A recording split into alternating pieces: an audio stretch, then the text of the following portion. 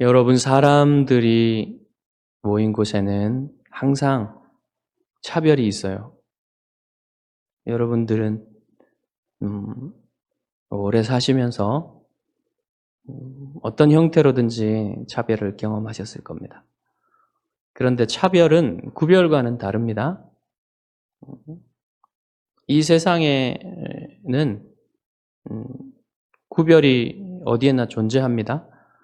심지어는 삼위 하나님 안에도 구별이 있어요. 위격적인 구별이 있죠. 성부, 성자, 성령 하나님은 서로 구별되시는 분이십니다.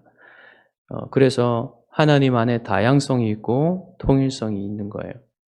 하나님이 이 세상을 창조하실 때에도 다양하게 또 통일성을 가지고 창조하셨습니다. 하나님이 동식물을 창조하실 때 그 종류대로 창조하셨죠. 그래서 그 수많은 종류들이 동식물 안에 있는 겁니다. 사람들은 종속, 과목, 강문계라는 그런 범주를 만들어가지고 그런 구별을 인식하죠. 그러니까 모든 그 세상의 모든 것들에는 구별이 있어요. 그런데 이제 동식물들에도 우리가 불가피하게 차별을 해야 되는 부분이 있습니다. 어떤 동식물은 사람한테 이롭기 때문에, 또 어떤 동물들은 상대적으로 사람한테 해가 되기 때문에 우리가 차별을 하죠. 그거는 뭐 당연한 거라고 할 수 있습니다. 그런데 사람 사이에 있는 차별은 당연하지가 않은 경우가 많아요. 이유 없이 차별하는 경우가 참 많이 있습니다. 여러분, 지금도 많은 문제가 되고 있는 인종차별 문제, 그리고 성차별. 여기서 말하는 성차별은, 이유 없는 성차별은 그 남녀의 성차별을 말하는 거죠. 그리고 더 보편적인 차별은 가난과 부 때문에, 가난과 부에 따라서 사람을 차별하는 것입니다. 오늘 본문에서 야고보가 다루는 문제가 바로 이 가난과 부에 따르는 차별이에요. 당시에도 이 야고보서를 받는 수신자들 사이에서도 차별이 있었겠죠? 교회 안에 차별이 있었을 것입니다. 그런데 이제 야고보의 관심은 일반적인 사회에서 일어나는 그런 차별이 아니라 교회 안에 있는 차별이 1차적인 관심이었어요. 그래서 이제 1절에서 야고보는 차별하지 말라 이렇게 명령을 하는 거예요. 우리 1절 한번 같이 보겠습니다.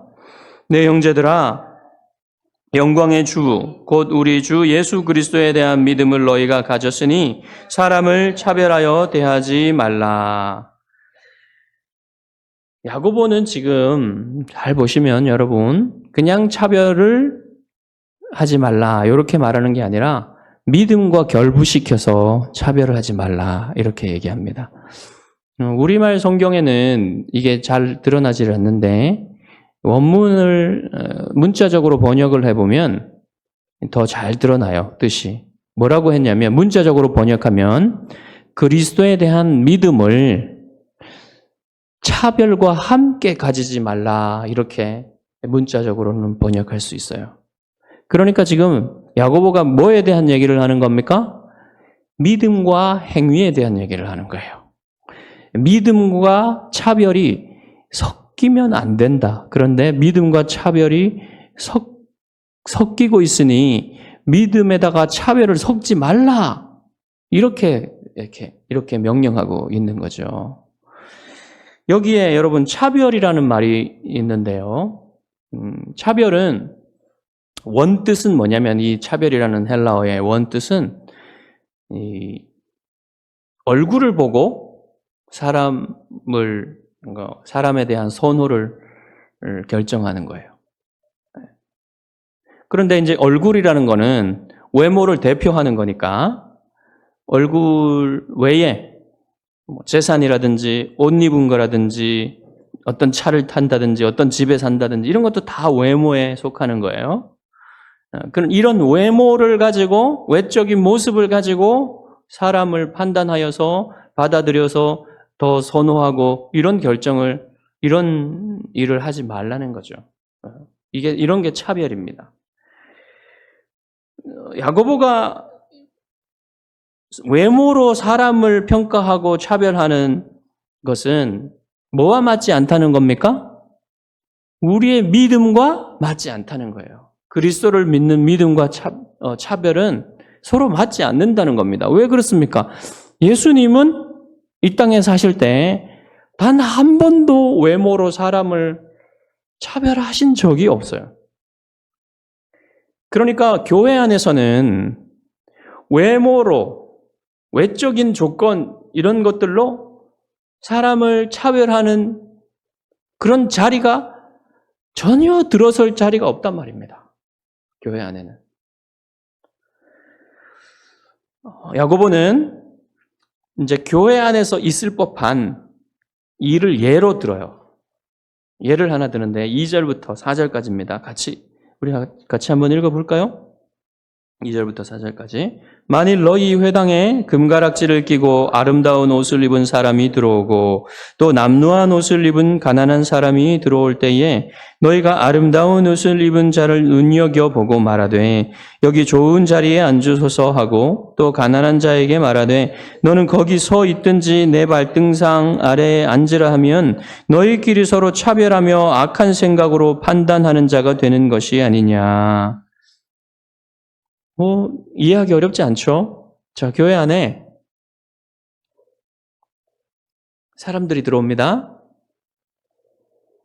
이제 거기가 회당이라 그랬어요. 그래서 사람들은 회당이라 그러니까 이제 이게 그리스도인들의 예배에 대한 상황이 아니라 유대인들이 모여서 재판하는 상황이라든지 이런 다른 상황에 대해서 말하는 것이라 이렇게 주장하는 사람들도 있는데, 문맥상으로 볼 때, 전체 문맥상으로 볼 때 그리스도인들이 예배하기 위해서 모인 그런 상황이라는 것을 우리가 충분히 생각할 수 있습니다.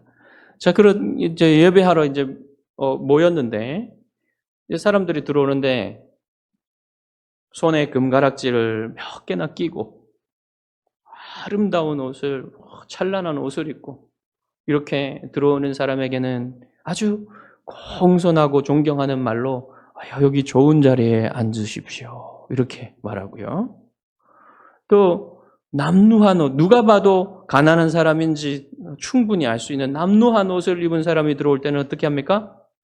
거기 서 있든지 내 발판 밑에 앉든지 마음대로 하십시오. 마음대로 해라. 이러면서 말도 친절하지 않게 하고 무시하게 하고 또한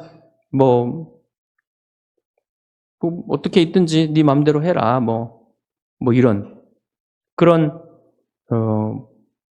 정당한 그런 존경과 존중을 하지 않는 그런 태도로 사람을 대하는 것이다. 이런 것은 서로 너희들끼리 차별하는 것이 아니냐.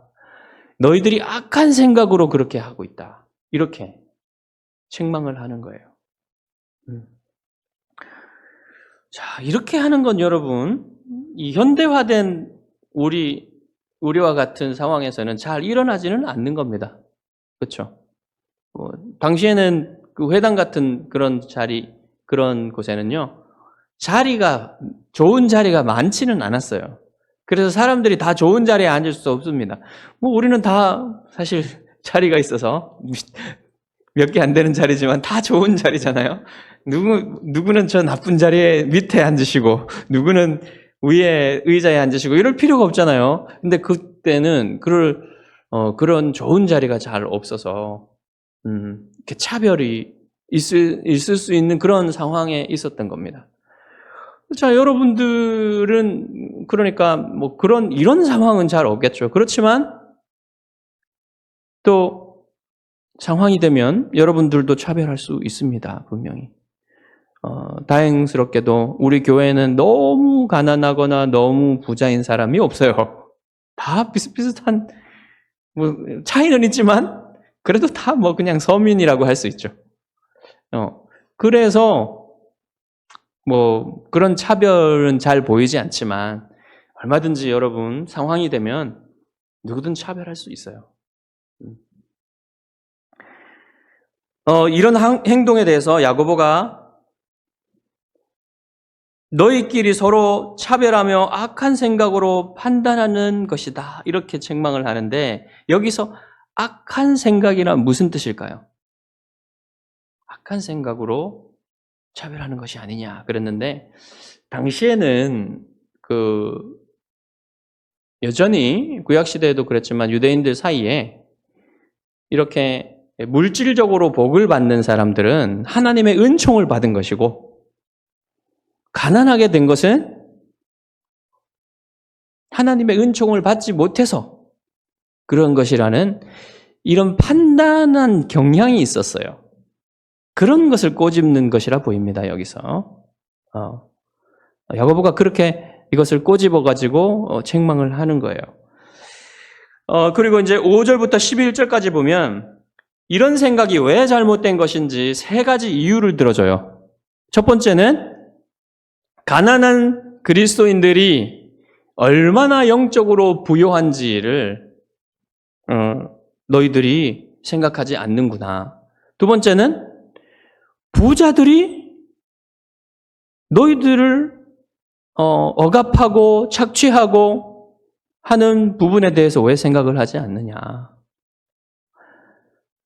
마지막으로는 사랑의 법을 따르지 않는 것이다. 이렇게 하는 것은 이 세 가지 이유를 들어주는데요. 첫 번째부터 보겠습니다. 가난한 그리스도인들을 하나님이 택하시고 그들에게 영적으로 부유하게 하셨다는 사실을 왜 너희들은 생각지 않느냐 이런 거죠.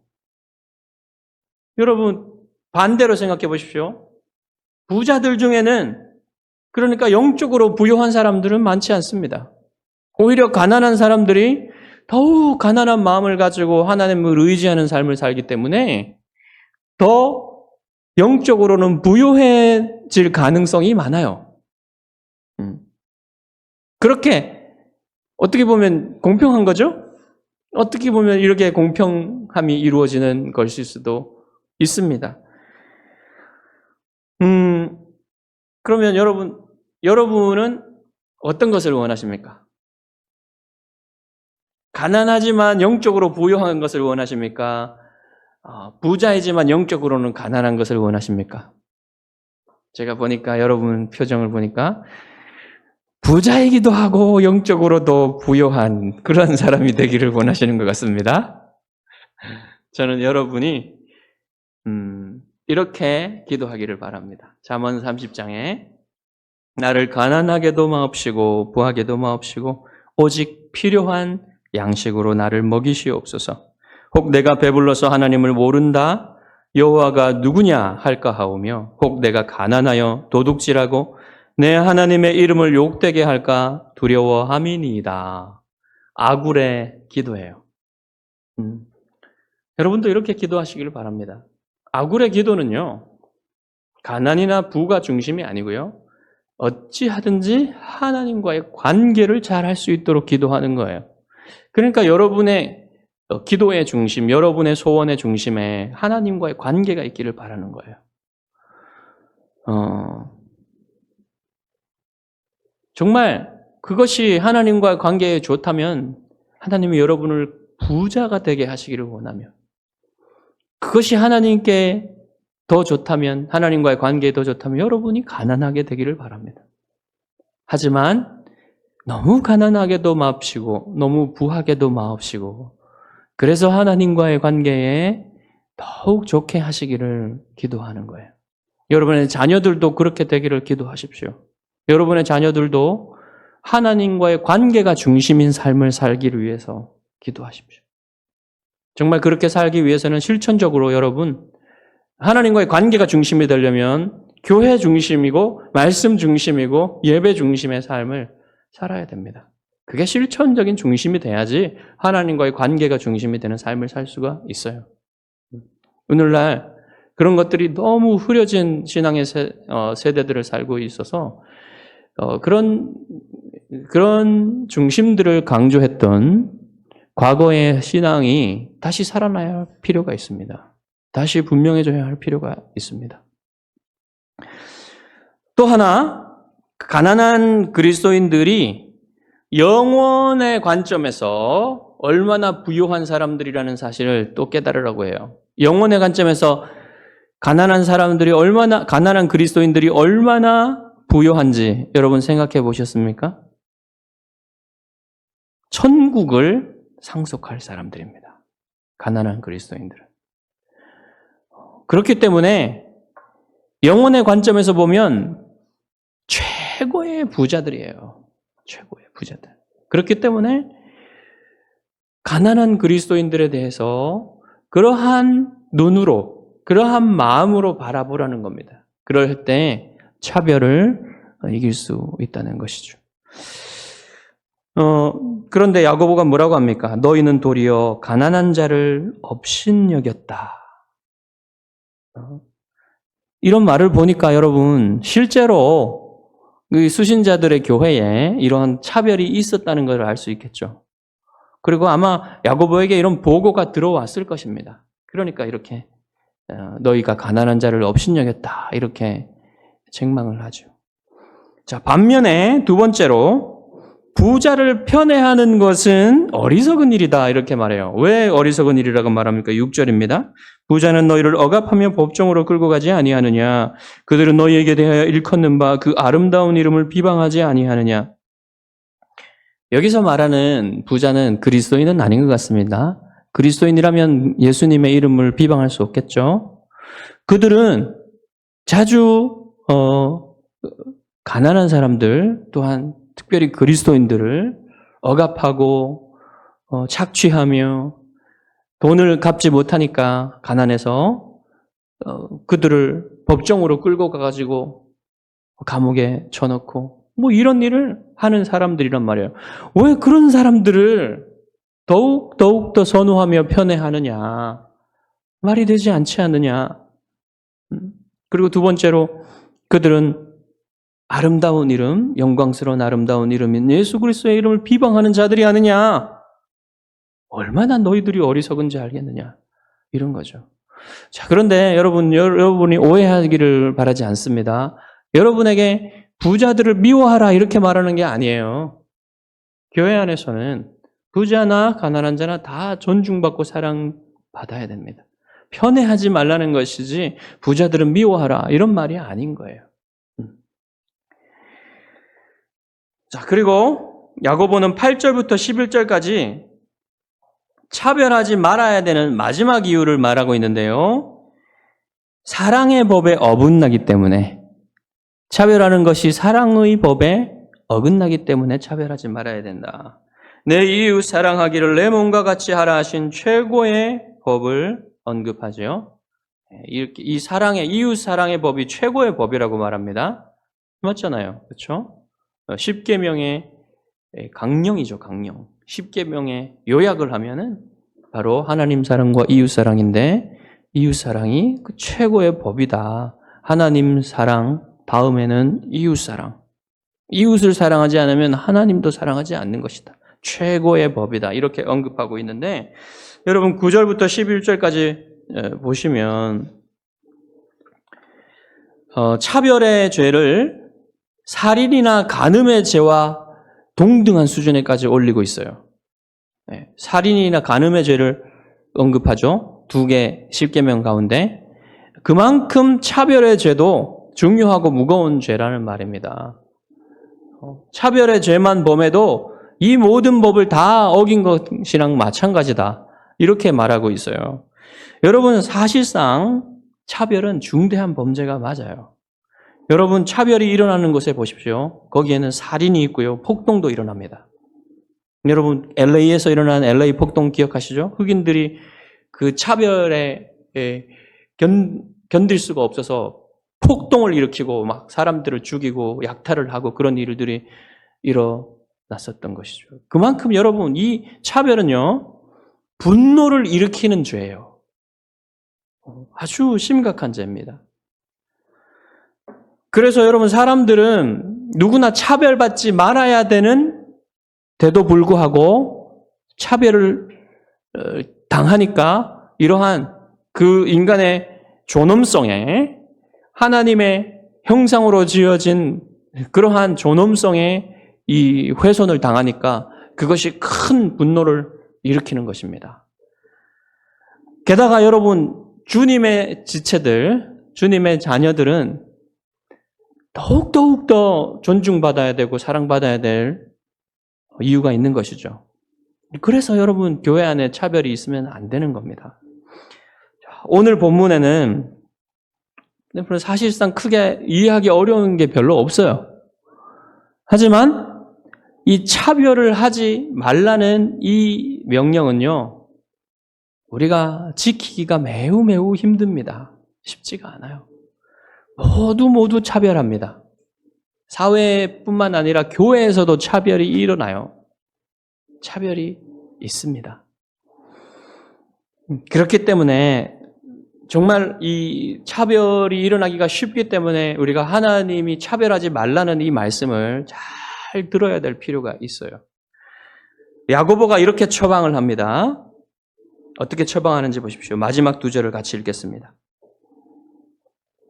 너희는 자유의 율법대로 심판받을 자처럼 말도 하고 행하기도 하라.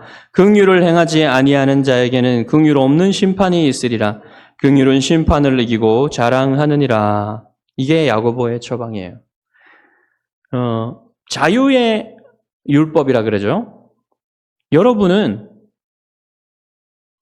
이 율법에 무거운 짐을 지고 이 율법을 지켜야 되는 그런 법을 받지 않았어요. 여러분은 예수 그리스도께서 새롭게 하신 새 언약의 법을 받았습니다.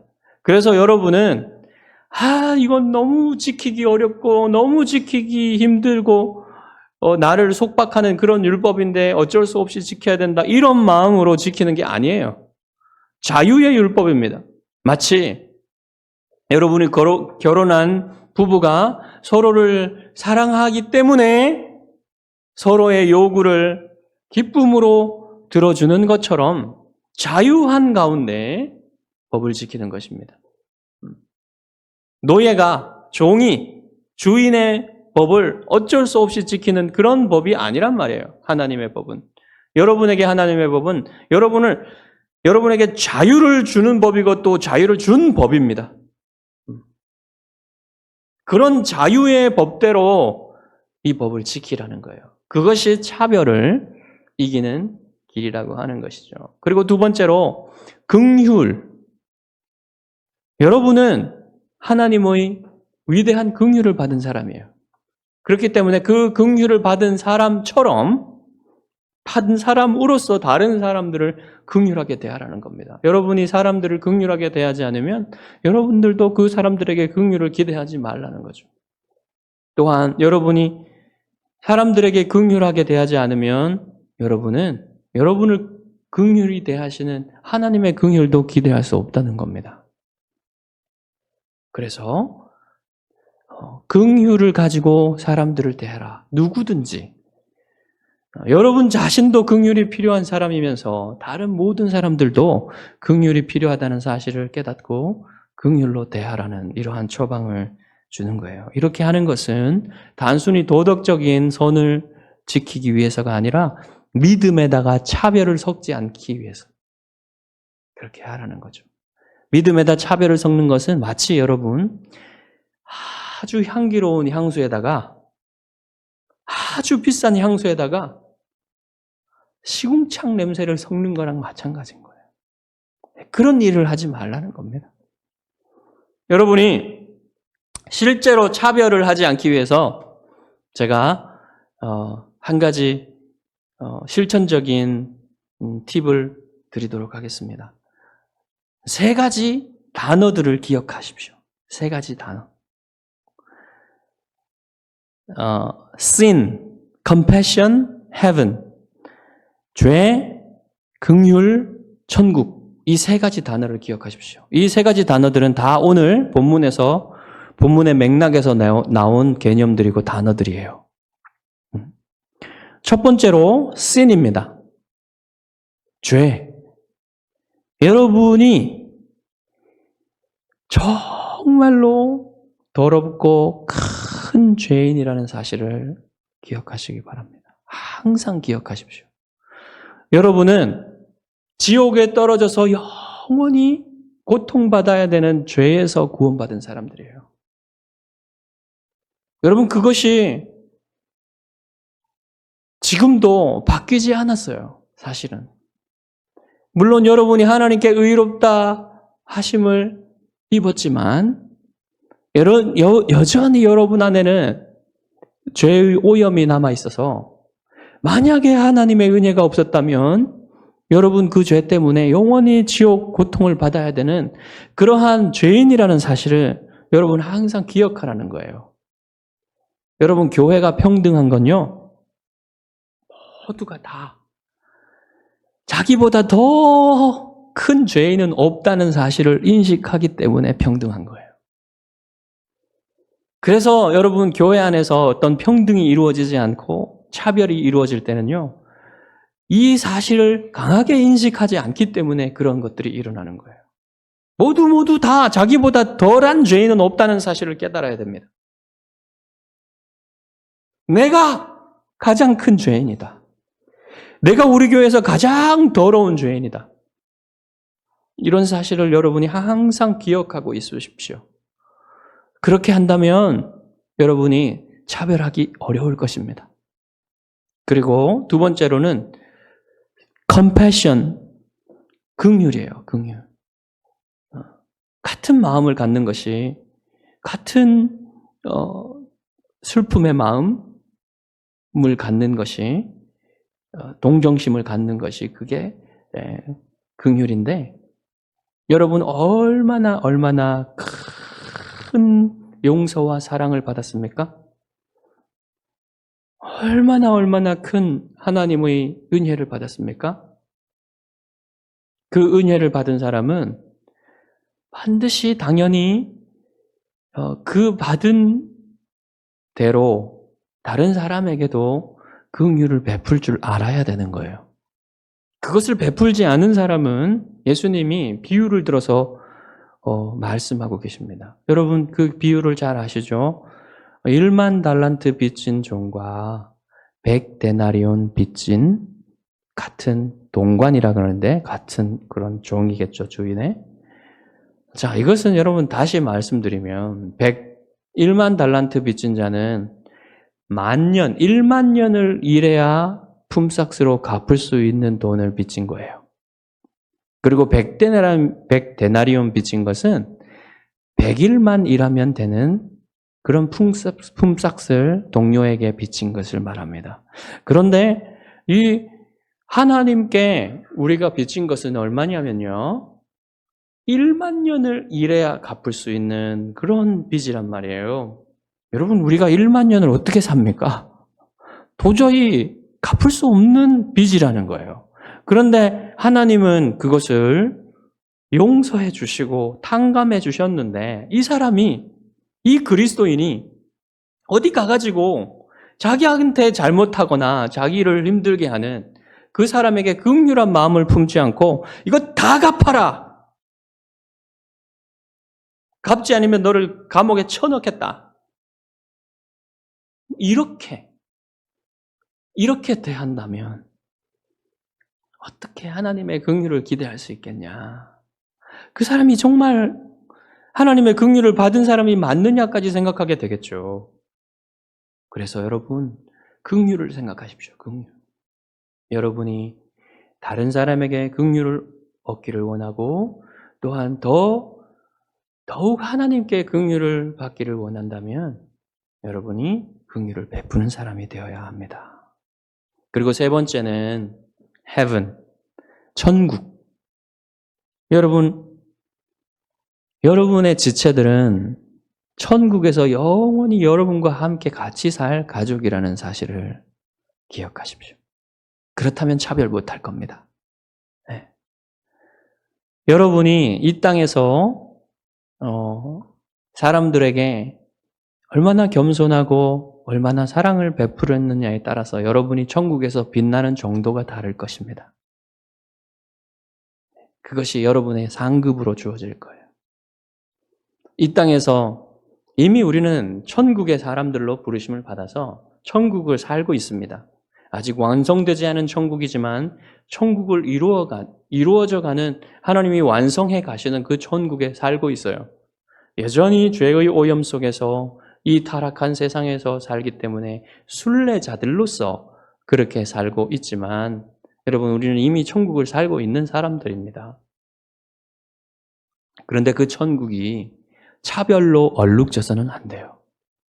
그 천국이 차별이 섞여 들어와서는 안 된다는 겁니다. 그래서 여러분이 이 세 가지 단어를 꼭 기억하십시오. Sin, compassion, heaven. 죄와 긍휼과 천국. 이 세 가지 단어를 기억하시면서 여러분 사람들을 대하시기 바랍니다. 여러분이 특별히 교회에서 차별하지 않는 사람들이 되기를 바랍니다. 그리고 더 나아가서는 여러분이 만나는 누구든지, 교회 밖에 있는 누구든지 차별하지 않고 정말 여러분이 하나님의 긍휼을 받은 사람들로서 그렇게 다른 사람에게도 긍휼을 베풀고 차별하지 않는 그런 하나님이 원하시는 향기로운 사람들이 되시기를 주님의 이름으로 축복합니다.